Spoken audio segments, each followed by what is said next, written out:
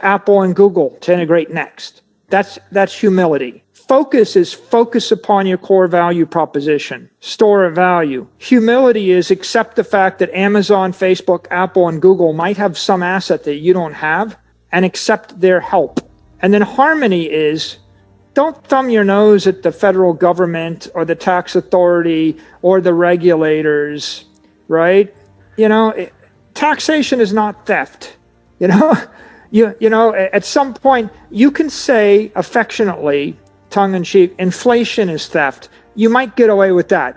I think you cross the line when you say taxation is theft, right? And I think if we're going to live in harmony with the regulators and harmony with the government, then we have a chance to achieve the $250 trillion value proposition. If you're a crypto anarchist and you hate everything about the world, my advice to you would be make Bitcoin successful, make it worth $250 trillion, and your Bitcoins that you bought for $1 will make you richer than Jeff Bezos. And when you have $200 billion of your own money, then you can go and found your own country. And you can be a crypto anarchist or go to Mars and declare, you can do whatever you're going to do. But first, get the money. First, be successful at the one thing you can be successful. And I think that's the lesson I learned. There are a lot of people much more successful than me in business, obviously, right? Amazon, Apple, Facebook, Google. Like, it's not hard to figure out who they are. They're on the front page, right? And more power to them. I think that my experience has just given me an appreciation for focus, humility, and harmony. And when you have a good thing, like don't screw it up.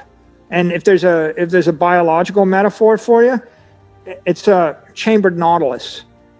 If you look at a chambered nautilus, it's nature's solution to growth under pressure. It starts small, and then it wraps around itself. It builds a shell twice as big again, twice as big, and geometrically it creates this golden triangle or golden mean. And it's always using its past assets as the superstructure, the foundation for its next expansion. And it grows 10,000 feet down, right? Under pressure, underwater pressure. If you have massive pressure on you from all directions all the time, how should you grow? You should grow like a spiral out, right? Because you don't want to reach beyond your fingertips because you will be smashed or broken. And the chambered nautilus is a stable growth structure under pressure. And I think we can learn a lot from that when we're thinking about how the industry evolves and how you evolve any particular business or product or service. I think that right now we're just in a situation where a lot of people still aren't focused. I mean, they're still not really, there's so much noise and they've got so many other things on their plate that they haven't really focused upon this as an extraordinary engineering breakthrough that's going to change the course of humanity. I don't think that Paul Tudor Jones or Stanley Druckenmiller or Bill Miller are really focused on it based upon what they've said.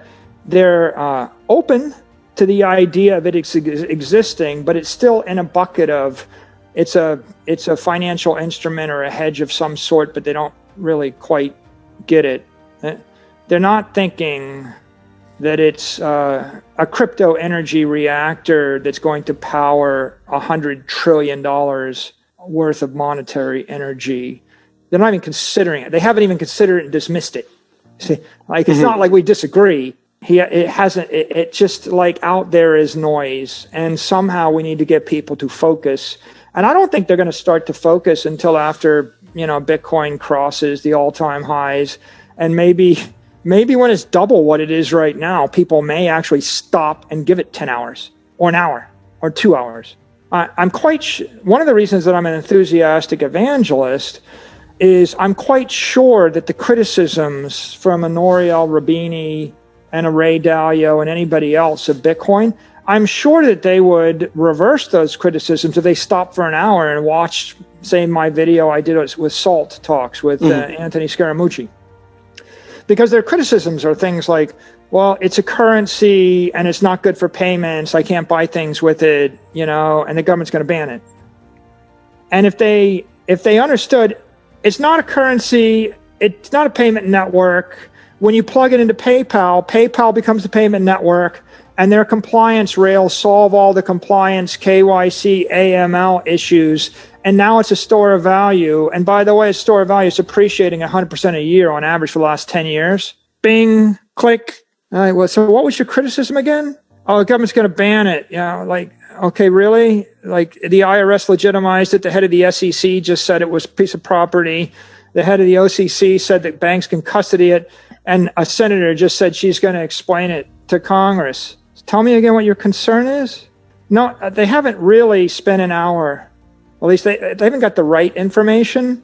So if I tweet, I'm not tweeting to convince anybody. I'm tweeting hopefully so that they'll click on that link and they'll listen an hour. And if they won't click on the link, maybe someone that works for them will watch the link. And by the way, it's like, if Ray Dalio never watches that video, well, there's 10,000 other people like Ray Dalio that compete with Ray Dalio. And so I don't got to convince Ray. All I got to convince is anybody that competes with Ray in the world to spend an hour. And I believe that they spend an hour, then they're looking to go, oh, wow, there's $250 trillion of stuff that's fiat instruments that's debasing at 10% a year.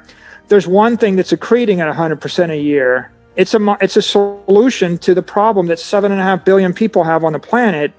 Oh, yeah, and by the way, it'll make us billions of dollars. So now it just comes down to a simple estimate of how much of it do I want to own? 1%, 5%, 10%, 50%, 100% of my portfolio. It's that simple. The problem is they're just not even thinking about it that way yet. And we need to get their attention.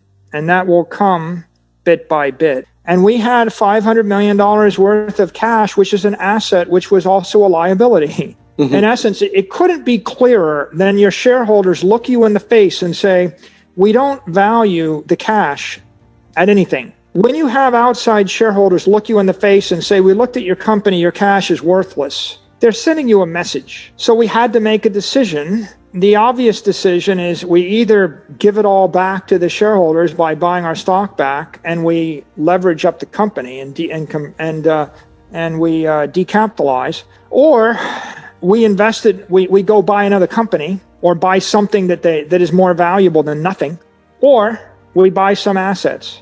So we had a challenge, and if you have 10 million shares, you have 500 million, that's $50 a share. Well, when someone tells you that $50 a share is worth $0 a share, you got to do something. So what I did was work through this in a rational fashion. And ultimately, we concluded we couldn't buy another company with it. There's no way to diversify, or there's no accretive acquisition to be had on the horizon. So we went out to the market and we issued a $250 million tender offer combined with a $250 million purchase of Bitcoin. And you know the story of Bitcoin. It's like I looked at everything else and after I dismissed everything else, this is the only thing left. This is the moral hazard of shorting the dollar to leverage up the balance sheet. We found our way to Bitcoin because I thought it was the best thing for the customers. I thought it's the best thing for the employees. I thought it was the best thing for the shareholders. I thought it was the best thing for our vendors. And it's worked out so far, right?